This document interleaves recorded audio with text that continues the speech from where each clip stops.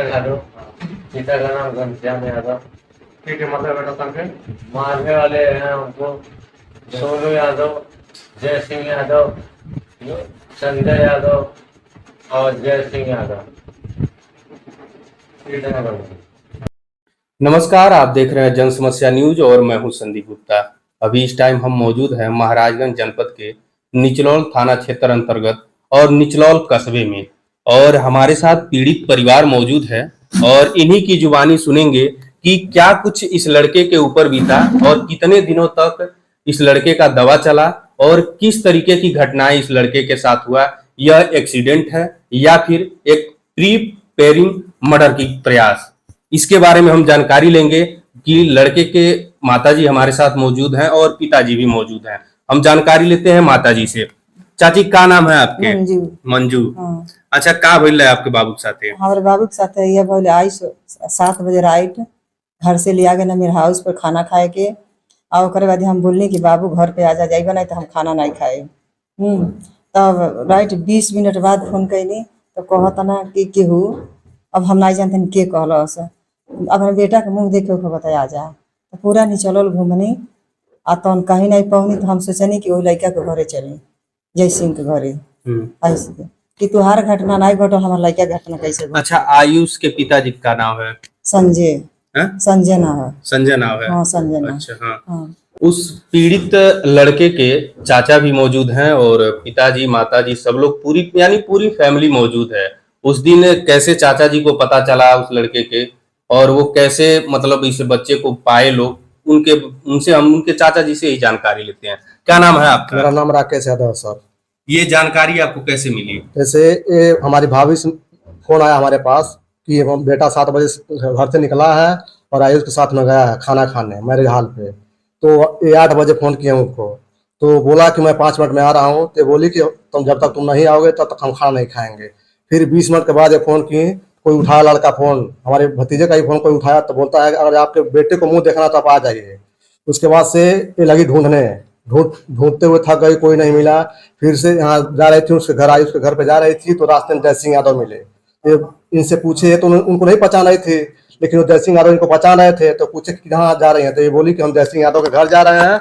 और जब कोई बोला कि हमारे बेटे का एक्सीडेंट हो गया है, तो आयुष और मेरा बेटा एक ही साथ में थे, तो मेरे बेटे का एक्सीडेंट हो गया, आयुष का क्यों नहीं हुआ, हम वही जा रहे हैं पूछने। तो जय सिंह यादव क्या बोल रहे हैं कि आपका बेटा तो चमन पुल पे एक्सीडेंट हुआ है, यहाँ कहाँ जा रही हैं। तो उधर कोई रास्ते में जा रहा था लड़का, वो बोली थोड़ा बेटा हमको वहाँ छोड़ दीजिए। तो लड़का ले गया उनको छोड़ने, तो पीछे पीछे जय सिंह यादव भी गए। तो वहाँ बोल रहे कि यहाँ कहाँ है, आपका बेटे का तो एक्सीडेंट वहाँ है कि अब सरकारी अस्पताल में है। तो फिर सरकारी अस्पताल में गई तो वहाँ देखी बेटे का हालत बहुत खराब है, और ये लोग भी वहाँ मौजूद थे। उसके बाद से हम वहाँ से लोग, तब तक हमारे पास खबर गया, हम लोग वहाँ भागते हुए आए। इसका हालत बहुत नाजुक था, यही लोग ले गए हैं। फिर वहाँ से महाराजगंज से रिफर कर दिए, तो झुमिया हॉस्पिटल में लोग भर्ती कराए।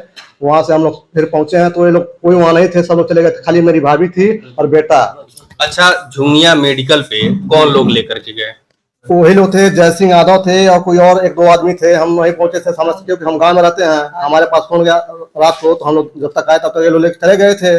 उसके बाद हम जब पहुंचे वहाँ तो कोई थे नहीं, वहाँ लोग एडमिट करके सब चले गए थे। हम हालत इसका देखे बहुत नाजुक था, हम तुरंत वहाँ रचित हॉस्पिटल में शिफ्ट कराए। रचित हॉस्पिटल में कितने दिनों तक इस लड़के का इलाज चलता रहा? सर इसका इलाज तो चला 1 महीना 2 दिन, लेकिन इसको 18 दिन के बाद होश आया, थोड़ा आँख खोला है। उसके बाद से इसको जनरल वार्ड में शिफ्ट कर दिए हैं डॉक्टर साहब। उसके बाद वहाँ हम लोग रहे 1 महीना 2 दिन। उसके बाद हम लोग घर लेके आए हैं, 1 तारीख को आए हैं, अभी 1/5 को आए हम घर आए हैं, मई को। थाने पे आप लोग तहरीर कब दिए? थाने पर जब हमारा लड़का घर आया, जब होश में आया, तो हम लोग बैठ कर 4-5 लोग ऐसे बात कर रहे थे कि कैसे कैसे क्या हुआ, एक्सीडेंट हुआ कि क्या हुआ, हमको समझ नहीं आ रहा है। तो बेटा हमारा उठ कर बोला कि ऐसा चाचा और पापा हमारा एक्सीडेंट नहीं हुआ, हमको मारा गया है।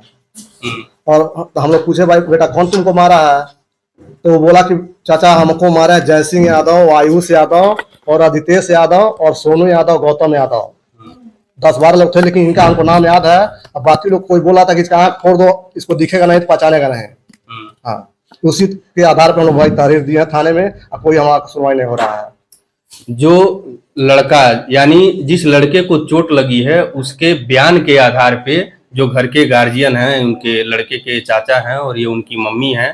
तो ये लोग लड़के के बयान के आधार पे ही एप्लीकेशन दिए। एप्लीकेशन देने के बाद प्रशासन द्वारा क्या कार्रवाई किया गया और क्या संतोषजनक आपको लगा कि नहीं लगा? सर हमको हमारे मुताबिक कोई काम नहीं हुआ। मान लीजिए जो मुजरिम उसको बैठा के थाने में लोग चाय पिला रहे हैं, हमारे आंखों के सामने बताइए, जो हमारे बेटे के साथ घटना हुआ है, जो मुजरिम है उसको लोग चाय पिला रहे हैं, हम लोगों को तो अच्छे से लोग बात नहीं कर रहे हैं।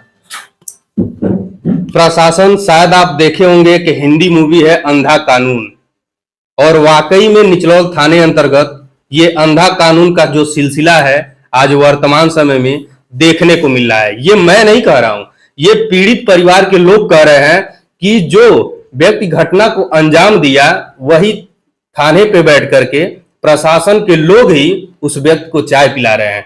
ये कहीं ना कहीं निंदनीय बात है और ये शर्मनाक बात है प्रशासन के लिए कि जिस व्यक्ति के ऊपर आरोप लगाया जा रहा है उस व्यक्ति को थाने में बुला करके बैठा करके उसकी खातिरदारी की जा रही है। उसके बाद क्या हुआ? उसके बाद सर वो लोग बोले कि ठीक है आप लोग घर जाइए, हम जब जरूरत रहेगा तो हम लोग बुला लेंगे, बस यही बोले हैं। फिर हमको कोई न्याय नहीं मिला सर, और हमको प्रशासन से न्याय नहीं मिलेगा सर तो हम लोग पूरा जाके धरना देंगे, पूरा परिवार हम जाके थाने पे आत्महत्या करेंगे। आत्महत्या करने से आपको न्याय नहीं मिलेगा, ठीक है? हम लोग क्या करेंगे, इतना पीड़ित है, फिर हम लोग क्या करेंगे, किसके पास जाएंगे हम लोग बताइए? थाने पे जब आपने एप्लीकेशन दिया तो थाने के बाद से पुलिस कप्तान के पास भी जा सकते हैं, एसपी ऑफिस पे जा सकते हैं। हम लोग एसपी ऑफिस पे कल गए थे तो एसपी साहब नहीं थे। अच्छा, हाँ, एसपी ऑफिस पे आपने एप्लीकेशन दिया तो एसपी साहब से आपकी मुलाकात नहीं हुई, तो एप्लीकेशन दिए कि नहीं दिए? एप्लीकेशन हम लोग सर दिए हैं जी। लेकिन एसपी साहब नहीं थे, उनके कोई असिस्टेंट थे, वो एप्लीकेशन ले लिए हैं। एप्लीकेशन लेने के बाद बोले ठीक है आप लोग जाइए, जब एसपी साहब आएंगे तो आप लोग आइएगा। तो अभी आप लोग क्या चाहते हैं? सर हमको यही हमारा मांग है कि हमको न्याय मिले। जो हम लोग इतना पीड़ित हैं, जो उसके साथ में उसको बुला करके बाला फुसला ले जाके मार के फेंक दिए हैं, हमको न्याय चाहिए, उन लोगों को सजा होना चाहिए सर। सजा में क्या होनी चाहिए? सजा में सर अब जो धारा बने हमको कड़ी से कड़ी कार्रवाई करना चाहिए, कड़ी से कड़ी उसको जो न्यायालय मान लीजिए फैसला करेगा। हम हमारे बेटे का हालत देख ही रहे हैं आप, हमको जैसा हमारा बेटा हुआ है उससे बदतर उनको हालत चाहिए हमको। चाची तू का चाहत अड़ू? हम चाहते हैं कल कौन सी बोले कारावास कारावास कारावास ना हुई, लेकिन रह गई बात एसपी ऑफिस पे गई रहलू तो एसपी साहब से मुलाकात भइल कि नहीं? माने मुलाकात नहीं भइल, फिर बुलाहट भइल है 4 दिन के बाद। तब पुलिस प्रशासन के कार्रवाई से संतुष्ट बाड़ू कि नहीं? नहीं बने, तनको नहीं बने। निचलौल थाना के लोग तो आर मदद कैले कि नहीं? एको मदद नहीं कैला, एको मदद नहीं कैले। कुछ मदद नहीं। तो का आगे चाहत अड़ू? हम आगे चाहता नहीं जैसे हमारे बेटा के होइल बा वैसे उनके हो जा। ऐसा बात हम दूसर कुछ नहीं चाहते, ये चाहते उन्होंने कैसे होकर। अच्छा ये बताओ, ई साजिश लगा तो कोनो पुराना रंजिश नहीं रहल? कौन पहचान से कोनो रंजिश ना, कोनो रंजिश नहीं रहल? एक पैसा के नहीं, हम जाए नहीं दे। तो फिर काहे तोरे लड़का के मरना सो? हमारे लड़का के उनके पढ़ाई के रीजन रोड है उनके। का करन तो लड़का? हमारा लड़का आईएएस की तैयारी करता है। आईएएस की तैयारी करता है? हाँ, 8 परीक्षा बाकी रोला। हां, आइलन हम मिले, हम ही चल गला था, हमें कने चल जाइए हमरे लोकल से निकला। कोनो पहले के पुराना बात विवाद नहीं? कोनो बात नहीं बा, एक को दुश्मन ही नहीं, कब्बो के रे बहे नहीं बा, कोनो वैसे तनको कुछ नहीं। क्या कहना चाहते हैं? सर हम यही कहना चाहते हैं, जैसे वो लोग पूछ रहे थे इससे कि तुम क्या करते हो दिल्ली जाते तो ये नहीं बता था उन लोगों से, लेकिन ये आया यूपीएससी का तैयारी कर रहा था मेरा भाई का बेटा, तो ये आया था, कुछ पेपर उसका बाकी था वही सबमिट करवाने आया था, तो लोग देख लिए, उसी को लेकर के इन लोग रंजिश बना करके इसको बोला फुसला के ले गए और मारपीट को वहीं फेंक दिए। तो सर हम यही कहना है कानून से और सब माई बाप से जितना हो सके हमको न्याय चाहिए सर। अभी थोड़ी सी जानकारी हम लेंगे। अभी ये लड़के के चाचा थे, ये अपनी बातें बता रहे थे, क्योंकि ये इनके भाभी का जब फोन आया इनके पास तो ये गांव से यहाँ पर आए निचलौल, और जो भी प्रक्रिया था इन्होंने आपके सामने बताया। अभी थोड़ी सी जानकारी हम जी हमारे साथ मौजूद हैं, हम उनसे जानकारी लेते हैं। जी चाचा जी क्या चाहते हैं आप? हम चाहते हैं जैसे हमारे बेटे को मरा हुआ समझ के लोग एक तरह से मर्डर की तरह उसको फेंक दिए थे मार के। हम चाहते हैं जो उसमें जो धाराएं लगनी चाहिए जी, जैसे 307 जी उसको हटा दिया गया है, वो लगा नहीं है। हम चाहते हैं कि 307 धाराएं लगे। अच्छा, आपका संदेह किनके ऊपर है?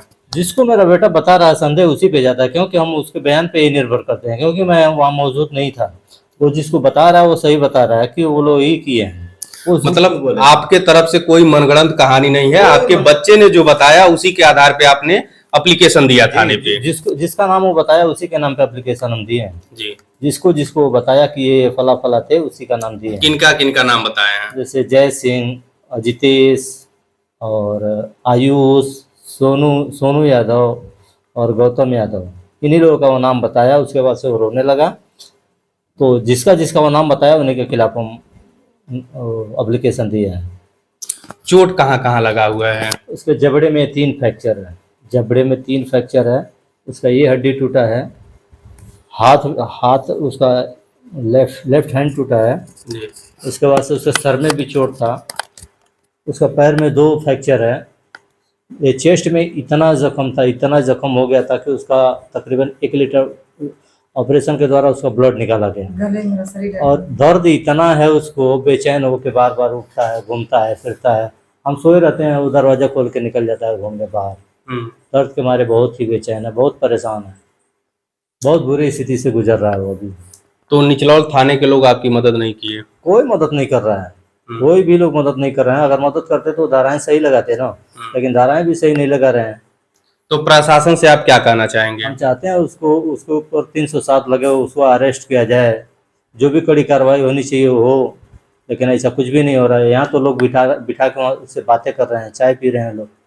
अच्छा, जो व्यक्ति घटना को अंजाम दिया है उसको थाने पे बुला करके चाय वगैरह पानी पिला? हमें एक दिन बुलाया गया, मैं भी गया। मैं जब तक जा रहा हूँ वहाँ, उसके पहले वो जाके बैठा हुआ था वहाँ पे जी, अपने दोस्तों के साथ। 2 उसके दोस्त थे, वो भी था। जाके वहाँ बैठ के गप्पे मार रहे हैं लोग। तो इसको क्या देखा जाए, किस एंगल से देखेंगे? जी। हमारी कोई सुनवाई नहीं हो रही है। आपकी कोई सुनवाई नहीं हो रही कोई है? सुनवाई नहीं। अगर सुनवाई होती तो 307 लगता ना। अच्छा, गोरखपुर में दवा कितना दिन तक चला? पूरा 1 महीना चला। 1 महीना चला है। 1 तारीख को रचित में एडमिट हुआ, हमारे पास प्रूफ है। और 31 तारीख को शाम तकरीबन 6 या 7 बजे के आसपास हम वहाँ से डिस्चार्ज हुए हैं। तो एसपी ऑफिस आप भी गए थे? हम भी गए थे, लेकिन एसपी साहब से मुलाकात नहीं हुआ। जो असिस्टेंट एसपी हैं उनसे बात हुई तो बोले ये आपराधिक किस्म का आदमी है, इसके ऊपर गैंगस्टर लगाओ। जी। और जो भी उनका साइन ऑन करना था वो पेपर पे वो साइन किए। वो पेपर कहाँ है मुझे पता नहीं है। जी। तो अब देखते हैं आगे क्या होता है। तो क्या लगता है कि एसपी ऑफिस से आपको न्याय मिलेगा? अब जब तक हो नहीं जाए तब तक क्या यकीन करूं। आज तक तो यही देख रहा हूं कि कुछ कार्रवाई हो, लेकिन आज तक तो नहीं हुआ। आगे देखते हैं क्या होता है, करते हैं लोग या नहीं। जी। जी।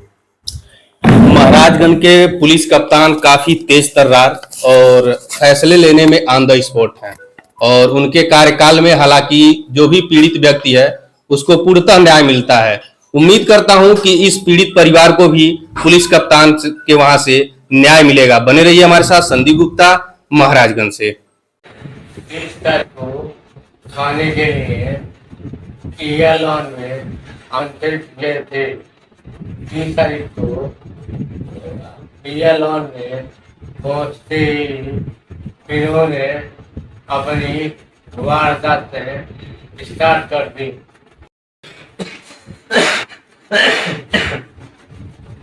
इतनी बुरी मार दिए कि हम उठ के बैठ नहीं पा रहे, हम हिल नहीं पा रहे हैं, सांस लेने तक में हमें दिक्कत हो रही है। इतनी बुरी हालत है मेरी।